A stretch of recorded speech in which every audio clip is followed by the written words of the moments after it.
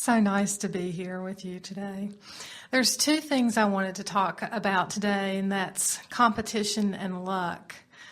And I grew up as an athlete, and then in my 20s just kind of got tired of competing all the time. So kind of quit competing.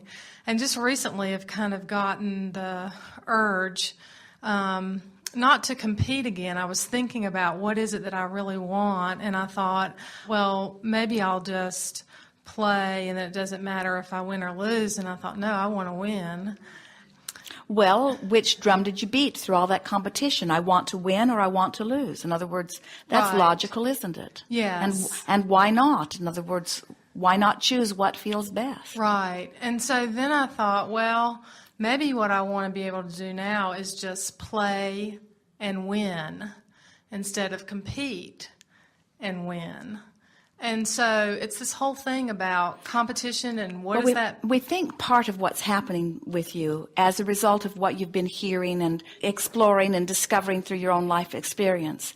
We brushed upon this very lightly earlier when we say, if every consciousness has the ability and the right to ask, and source energy is answering every point of consciousness, then when you think about it, there really is no competition. The universe expands in proportion to the desires of the perceivers who launch the desires. There's no limit to the amount of energy or source or expansion that can come forth. It is proportionate to the asking.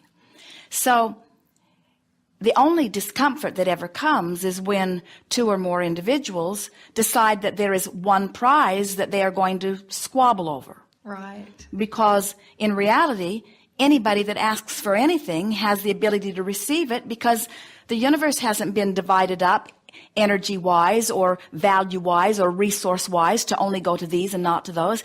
Everyone has equal access to it, you see. Mm-hmm. So when you look at it from the standpoint that there is no competition, then you realize that your work is not to beat another on the tennis court or to beat another on the racetrack. Your work is to get into alignment with your own desires. In other words, the competition feeling, if there is any, is about aligning you with you. Mm-hmm. It isn't about beating someone else. Right. And so the athlete on the basketball court who excels is one who gets into the zone, is one who focuses upon what he desires and does not give much thought otherwise. It's not an easy thing in competition. You have to stop arguing for your limitations and start watching for your opportunities, because they are everywhere and you are deserving of them. Good time for a segment of refreshment. Thank you. We are complete.